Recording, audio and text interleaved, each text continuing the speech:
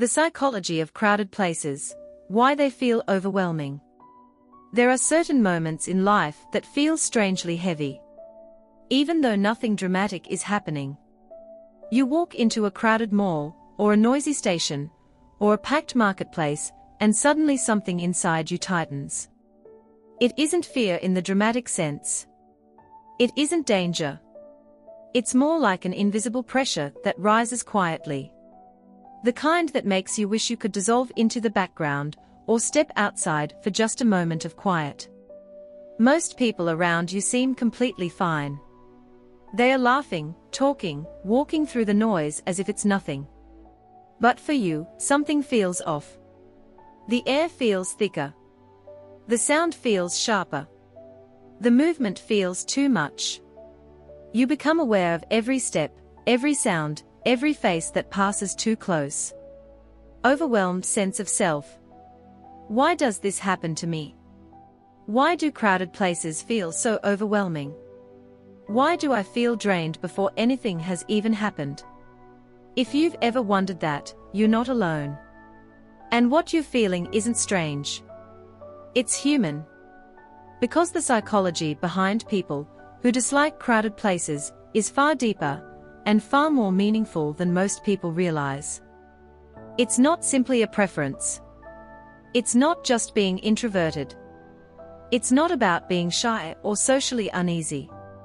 Many people who are confident, successful, expressive, and social still struggle in crowded places. And when you look closely, you begin to notice something important. Crowded places don't just overwhelm your senses, they overwhelm your sense of self. Ancient wiring and heightened perception. There's a reason the mind reacts the way it does. And it begins with something ancient, something built into the nervous system long before modern life existed.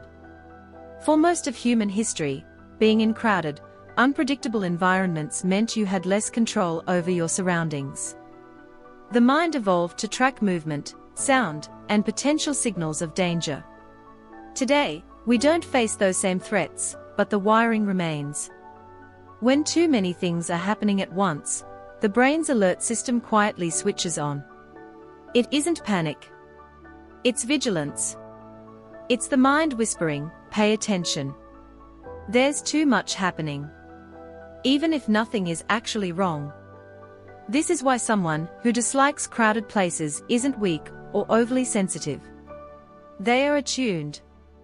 Their nervous system picks up subtleties. Their perception is sharper. Their internal world is more active.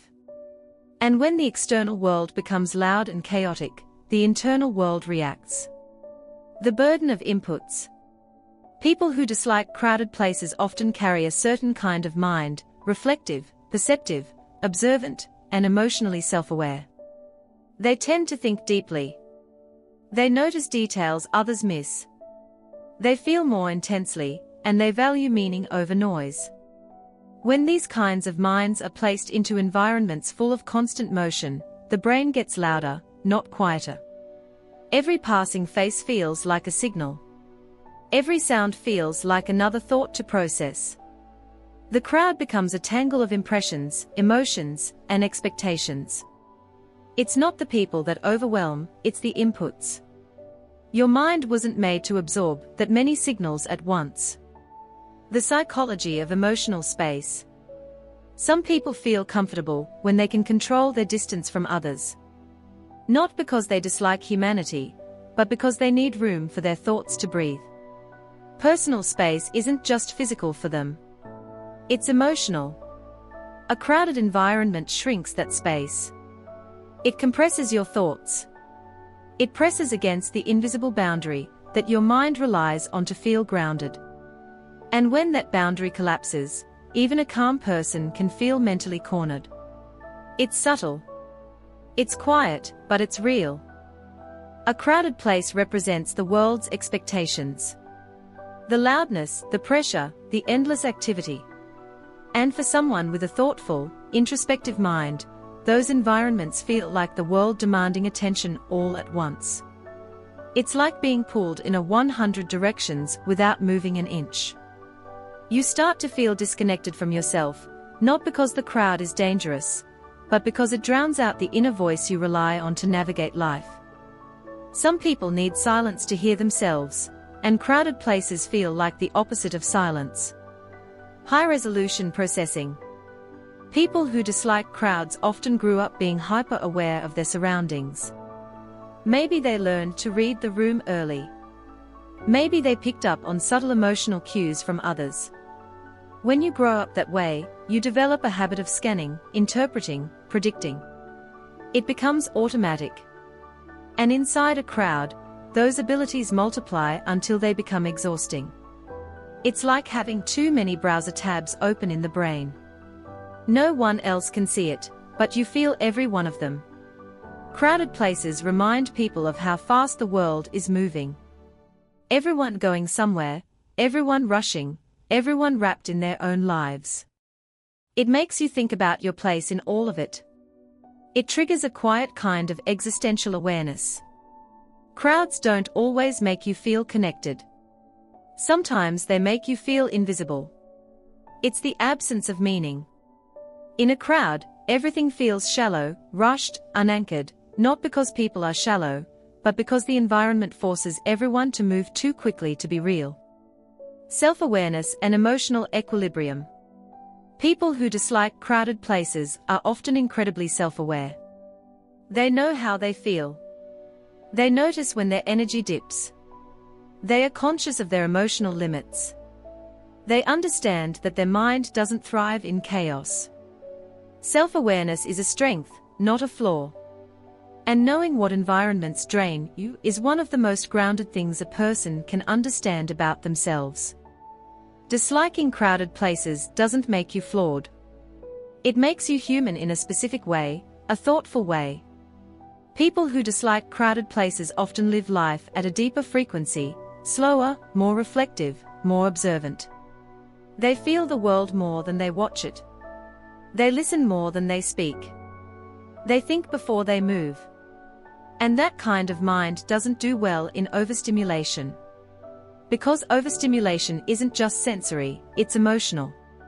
The fatigue of high resolution. Discomfort in crowds isn't random. It isn't sudden. It isn't irrational. It's the mind protecting something important. Your focus, your energy, your emotional equilibrium. You're not just absorbing sound or movement. You're picking up emotional tones, subtle expressions, shifts in body language, degrees of tension in the air, and fragments of conversations. In other words, you process reality in high resolution, and high-resolution minds get exhausted faster. The fatigue isn't from the place, it's from the processing. You feel like you've run an internal marathon, even though your body barely moved. People who dislike crowded environments often have a complex relationship with attention. Their attention is selective, intentional, meaningful. They invest it carefully like an emotional currency. And in crowded places, that currency gets scattered. It's as if their mind is forced to give small pieces of attention to everything at once. And that fragmentation feels unnatural. Proximity without connection. There's the quiet pressure that comes from being surrounded by many people who aren't emotionally connected to you.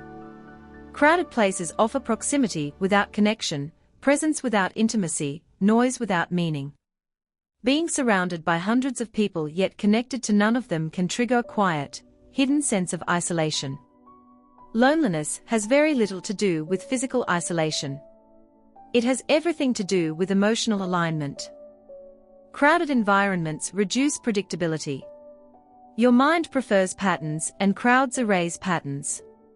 It's like trying to read a page where every line moves. Your eyes don't know where to rest, so they keep scanning, searching for stability that never arrives, and that search becomes tiring. The inner world needs space. People who dislike crowded places often have rich inner lives. Their thoughts have depth. Their feelings have nuance. Their imagination is active. Their emotional universe is full of symbolism, meaning, unspoken understanding. And the outer world sometimes feels too loud for that inner world to breathe. The inner world doesn't disappear. It gets suppressed. And that suppression feels like a kind of discomfort that's hard to explain to others. Your inner world needs space. And crowds compress that space until it feels harder to access yourself. Sensory thresholds and emotional awareness. People who dislike crowded places tend to form attachments slowly but deeply. Their social connections are selective and meaningful. There's also a biological component, something connected to sensory thresholds. Some people naturally have a lower threshold for sensory input. Bright lights, loud sounds, fast movements, all of these hit harder, not painfully, but intensely. Their nervous system registers stimulation in greater detail. They are not reacting to the same experience. They are reacting to the same environment processed through different levels of sensitivity. People who dislike crowds often have a higher awareness of social energy. They can sense tension in a room without anyone saying a word. They can feel when someone nearby is stressed, frustrated, or impatient. When you're sensitive to emotional currents, walking through a crowd feels like walking through waves of invisible energy. Imagine having a microphone that picks up every sound in the room. Now, imagine walking into a stadium. That's what emotional sensitivity feels like in crowded spaces. Restoration, not avoidance. Crowded places disrupt focus. Your mind is split between navigating the environment and processing it. That split creates a low-level fatigue that builds quietly until you need to retreat. And retreating isn't avoidance, it's restoration. Disliking crowded places is not about withdrawing from life. It's about choosing where your energy goes. It's about protecting the mind you've spent years building. It's about honoring your sensitivity, your awareness, your emotional depth. It's about living life in a way that aligns with who you are, not who the world expects you to be. What drains you isn't the presence of people. It's the absence of emotional and mental space.